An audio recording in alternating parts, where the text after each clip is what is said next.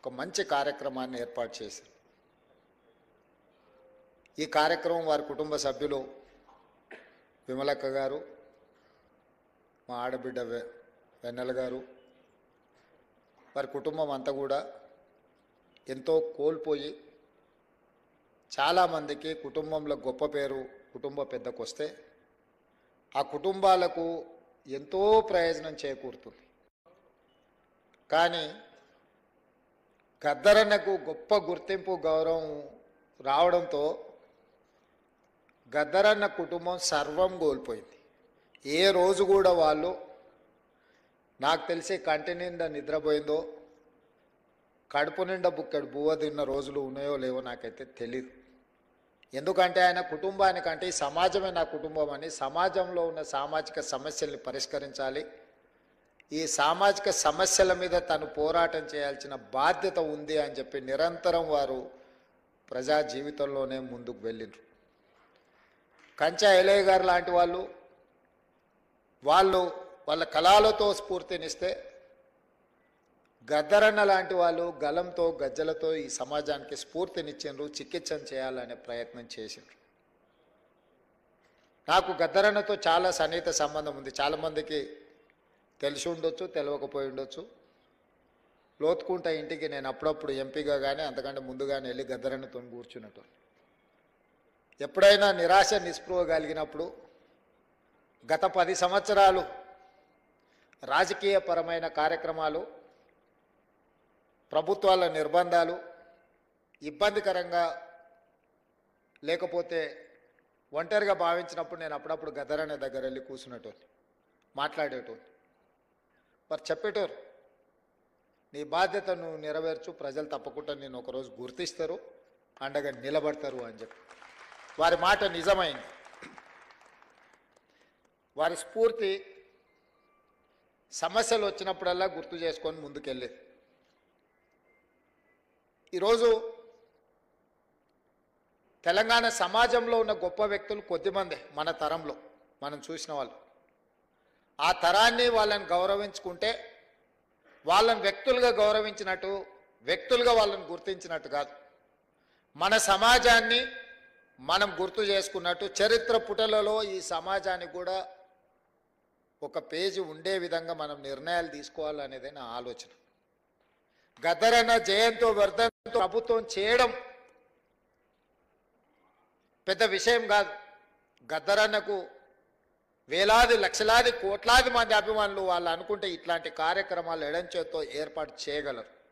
కానీ ప్రభుత్వం ఒక గొప్ప వ్యక్తిని గుర్తించడం, కీర్తించడం ద్వారా భవిష్యత్ తరాలకు ఒక సాంప్రదాయాన్ని ఇవ్వాలన్న ఆలోచనతోని గద్దరన్న జయంతి వర్ధంతులను ప్రభుత్వం అధికారికంగా నిర్వహించడమే కాదు, వారిలో ఉన్న కవి కావచ్చు, గాయకుడు కావచ్చు, పోరాట యోధుడు కావచ్చు, ఈ సమాజానికి స్ఫూర్తి ఇచ్చిన నాయకుడుగా వారి పేరు మీద ఒక అవార్డు ఉంటే సంవత్సరానికి ఒకసారి వారిని గుర్తు చేసుకోవడానికి, కీర్తించుకోవడానికి గద్దర్ అవార్డులను ప్రకటించి ఖచ్చితంగా అమలు చేయాలి.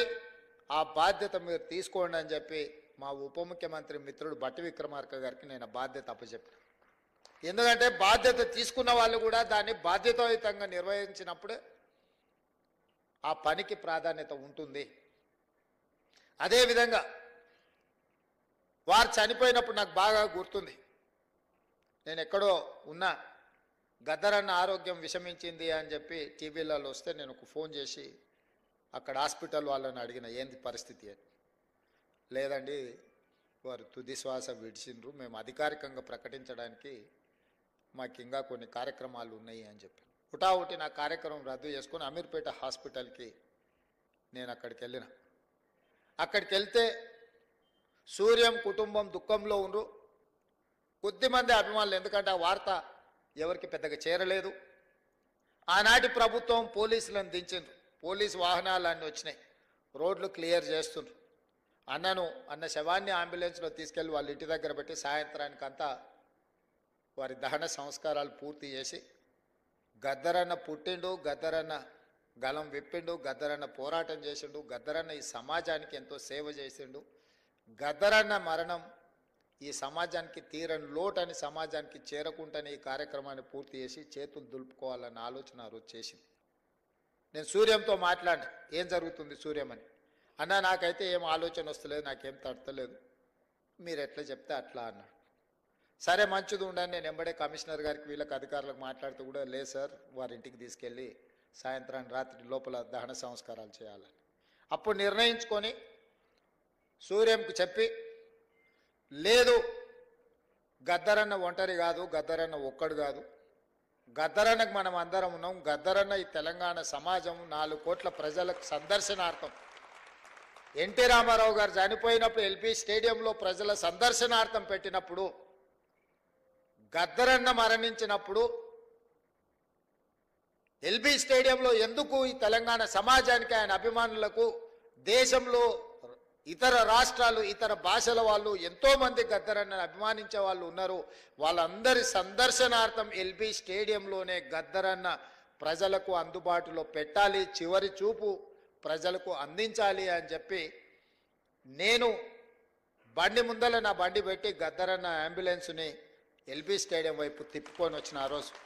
ఇక్కడనే వేదిక మీద మా మిత్రుడు కాలేజీ సహచరుడు పృథ్వీ ఉన్నాడు, దయాకర్ ఉన్నాడు. నేను చెప్పిన పృథ్వీ, ఏదేం జరిగినా గద్దరన్న ప్రజల సందర్శనార్థం ఎల్బీ స్టేడియంలో మనం పెట్టాల్సిందే, ఆ గేట్లు తెరవాల్సిందే అని.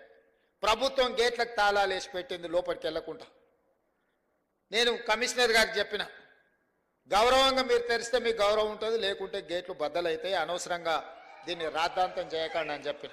నేను ఆ రోజు పార్టీ అధ్యక్షుడిని, నేను ఆ రోజు పార్లమెంట్ సభ్యుని, ప్రజాప్రతినిధిగా నేను చెప్తున్నా, ప్రజల యొక్క అభిప్రాయం చెప్తున్నా, మీరు గౌరవించాల్సిందే అని.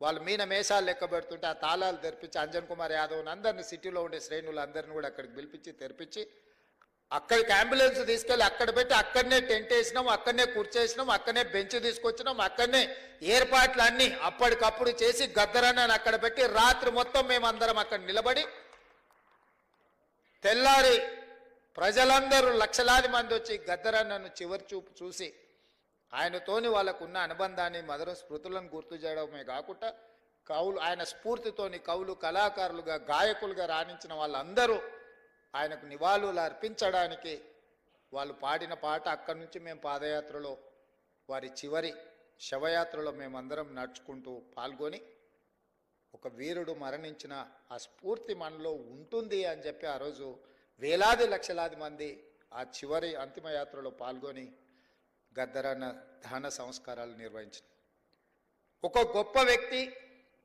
సమాజానికి స్ఫూర్తినిచ్చి లక్షలాది మంది యువకులను సమాజాన్ని పట్టి పీడిస్తున్న సమస్యల మీద పోరాటాన్ని అందించిన, స్ఫూర్తినిచ్చిన గొప్ప సిద్ధాంతకర్తగానే గద్దరన్నను చూడాలి. ఆ సిద్ధాంతం నాకు నచ్చిందా నచ్చలేదా, సిద్ధాంతంతో నేను విభేదించినా లేకపోతే అనుకూలించినా అనే చర్చ కాదు. గద్దరన్న ఒక సైద్ధాంతిక కట్టుబాటుతో వారు జీవితం చివరి వరకు, ఆఖరి రక్తబొట్టు వరకు, చివరి శ్వాస వరకు వారు కొనసాగించారు. మనం విభేదించి ఉండొచ్చు, విభేదించినంత మాత్రాన ఆ సిద్ధాంతం ఉండకూడదన్న ఆలోచన ఎవరికైనా వస్తే అది తప్పు.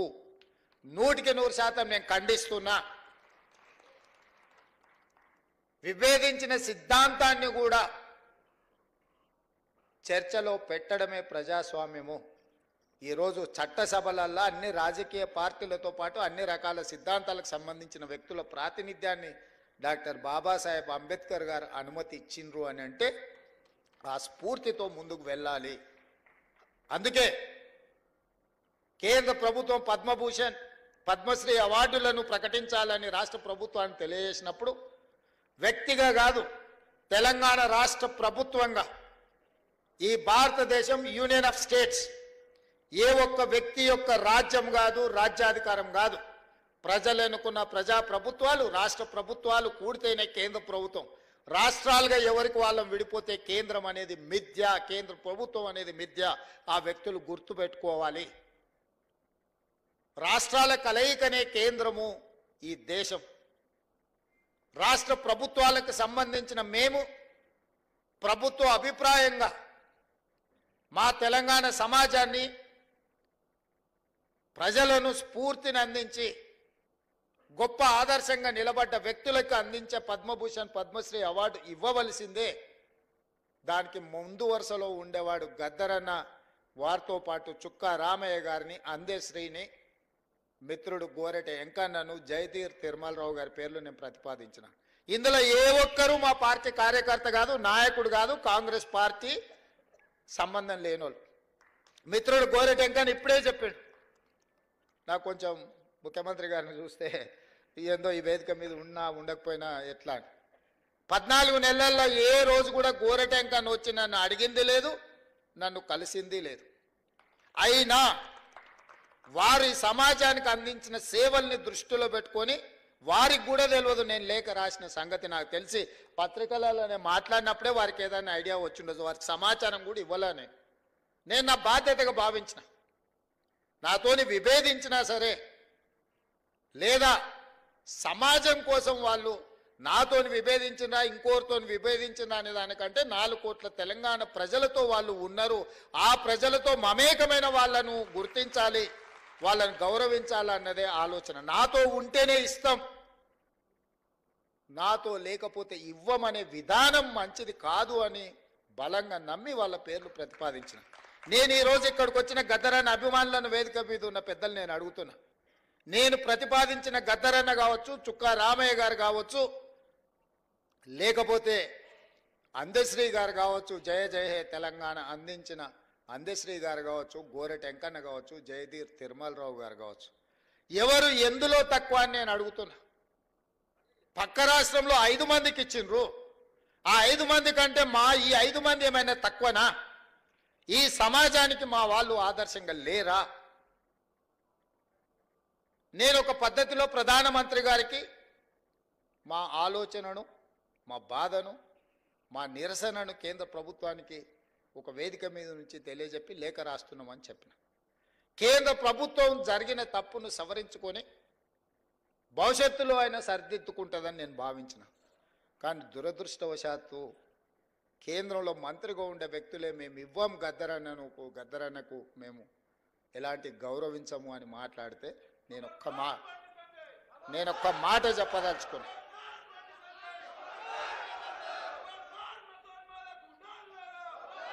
మాట చెప్పదలుచుకున్నా.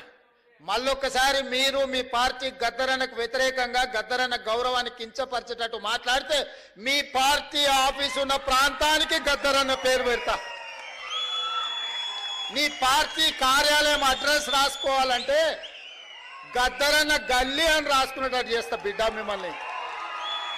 మీరు అనుకోవచ్చు ఏం చేస్తాడు ముఖ్యమంత్రి, అవార్డులు మా దగ్గర ఉన్నాయి కదా, పద్మభూషణ్ పద్మశ్రీ ఇచ్చేది మేం కదా అనుకుంటున్నావు.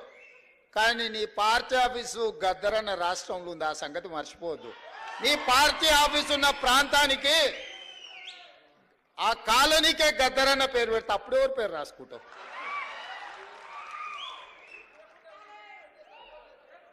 ప్రతిదానికి మా దగ్గర మందుంది స్వామి. ఇంతకు ముందు ఆయన కూడా గిట్లనే నీలిగిండు, గద్దరన్నని గేటు బయట కూసబెట్టిండు. ఏమైంది? గేటు బయట కూసబెట్టిన ఆయన లోపల ఉన్నాయన గద్దె మీద కూర్చున్నాయన గొప్ప అనుకున్నాడు. కానీ చూస్తుంటేనే ఆయన గద్దె కూలింది, గేట్లు బద్దలైనాయి. గద్దరన్న వారసులు లోపలుండ్రు. గద్దరన్నని గేటు బయట కూర్చోబెట్టినోడు ఇవాళ గేటు దగ్గర కూర్చొని ఎవరన్నా వస్తారా అని వాళ్ళకరిచ్చాడు, ఎదురు చూస్తున్నాడు చకోర పక్షిలాగా. గాయనకే గంతగతి పడితే నీకెంత పడుతుంది స్వామి? నువ్వు అర్థం చేసుకో. నువ్వేమి ఇయ్యకు, నిన్ను ఇయ్యవని ఇంకా అడగను. నువ్వు ఇయ్యనందుకు నిరసన తెలుపుతా.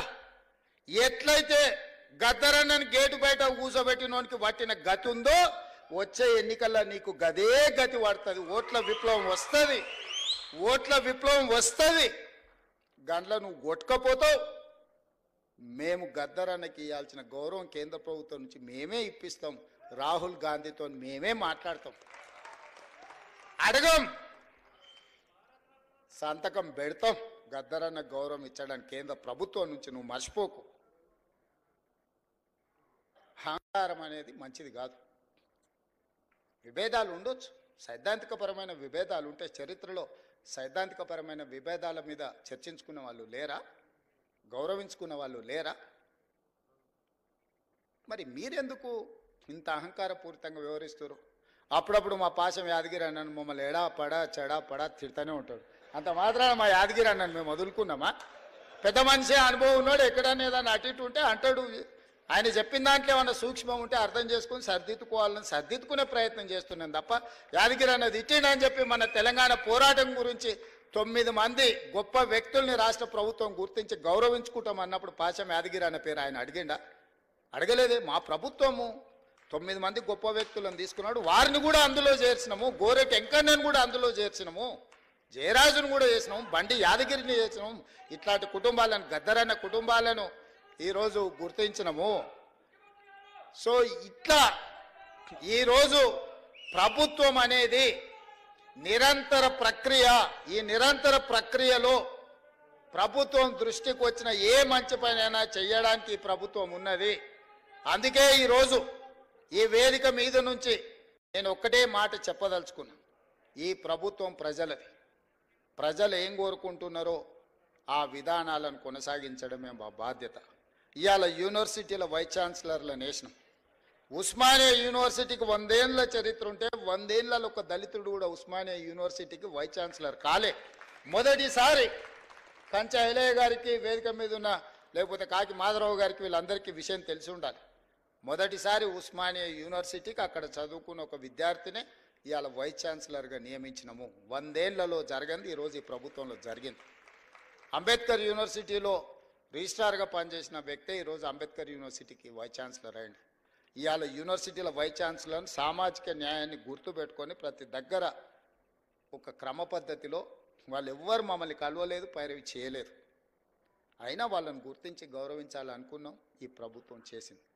ఇది సరిపోతుందంటే సరిపోదు, ఇంకా చేయాల్సిన అవసరం ఉంది.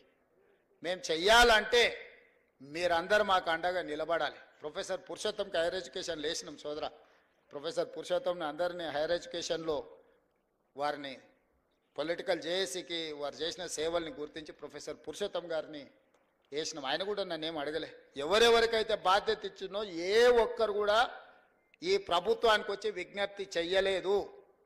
ప్రభుత్వమే బాధ్యతగా భావించి వీలైనంత మేరకు మంచి చేయాలన్న ఆలోచనతో నా సహచర మంత్రివర్గ సహకారంతో నేను ఏది ప్రతిపాదన చేసినా నా మంత్రివర్గ సహచరులు ఎవ్వరు రెండవ మాట మాట్లాడకుండా నేను మొదలు పెట్టంగానే మా ఉప ముఖ్యమంత్రి గారు దాన్ని ముందు కొనసాగించి ముఖ్యమంత్రి గారు చేస్తున్న ప్రతిపాదన సమంజసమైంది అని చెప్పి దానికి ఆమోదం చెందే విధంగా ఈరోజు ప్రభుత్వం నిర్ణయాలు తీసుకుంది. అందుకే మిత్రులారా, వ్యక్తులు అగౌరవపరిస్తేనో, వ్యక్తులు గద్దరన్నను గుర్తించనని మాట్లాడితేనో గద్దరన్న గౌరవం తగ్గదు, వన్నె తగ్గదు. కోహినూరు డైమండ్ నువ్వు ఎక్కడున్నా దాని విలువ దాందే. ఏనుగు చచ్చినా బతికినా దాని విలువలో ఏం తేడా లేదు. గద్దరన్న బతికున్నా, గద్దరన్న చనిపోయిన ఆ స్ఫూర్తి మన గుండెల నిండా ఉంటుంది. గద్దరన్న గౌరవం 10 ఇంతలు పెరుగుతుంది తప్ప ఆనాడు మహాత్మా గాంధీనే మీరు గౌరవించిన వాళ్ళు గద్దరన్నను గౌరవిస్తారని మేమెందుకు అనుకుంటాము? మహాత్మా గాంధీనే పొట్టన పెట్టుకున్న వ్యక్తుల గురించి ఎక్కువ మేము ఆశించడం, ఎక్కువ యాచించడము ఏది రెండు తగదు. ఖచ్చితంగా తెలంగాణ రాష్ట్ర ప్రభుత్వం గొప్ప వ్యక్తులను ఎప్పుడూ గౌరవించుకుంటుంది. వాళ్ళ గౌరవం తగ్గకుండా ముందుకు తీసుకువెళ్తాం. ఈ వేదిక మీద నుంచి వెన్నెలమ్మను ఏదో సాంస్కృతిక సారథి చైర్పర్సన్గా నియమించడం అనేది అది వాళ్ళ హక్కు, ఎవరేమి ఇచ్చింది కాదు.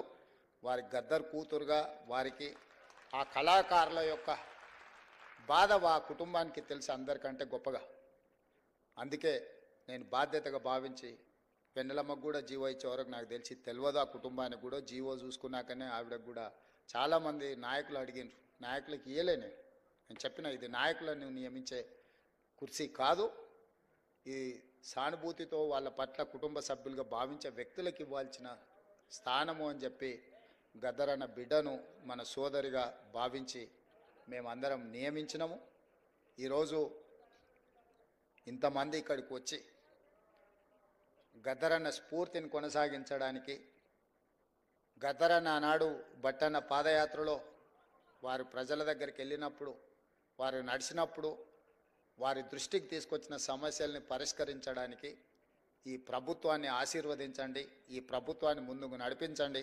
అవసరమైనప్పుడు సలహాలు సూచనలు ఇవ్వండి. ఎప్పుడు మీ సలహాలు సూచనలను తప్పకుండా ఈ ప్రభుత్వం పాటిస్తుంది. కంచె ఐలయ్య గారు సూచన చేస్తే వీరనారి చాకల ఐలమ్మ పేరు మీద యూనివర్సిటీ, మహిళా యూనివర్సిటీని పెట్టుకోవడం జరిగింది. ఒకే మాటలో వారు ఒక్క నిమిషంలో మాట్లాడితే తక్షణమే నిర్ణయం తీసుకున్నాం. సురవరం ప్రతాప్ రెడ్డి గారి పేరు పెట్టుకోవాలి ఆనాడు మనకు విముక్తి కోసం పోరాటం చేసిందంటే చెప్తే మనం వెంబడే దాని మీద కూడా నిర్ణయం తీసుకున్నాం. సో ఈ సమాజానికి అవసరమైన నిర్ణయాలు తీసుకోవడంలో ఈ ప్రభుత్వానికి భేషజాలు లేవు. ఎవరైనా తెలంగాణ సమాజానికి ఉపయోగపడే సలహా సూచన ఏది ఇచ్చినా ఈ ప్రభుత్వం పాటిస్తుంది. గద్దరన్న గౌరవం పెంపొందించే విధంగా ఈ ప్రభుత్వం ముందుకు వెళ్తుంది అని చెప్పి మీ అందరికి తెలియజేస్తూ మీ అందరి దగ్గర సెలవు తీసుకుంటున్నాం మిత్రులారా.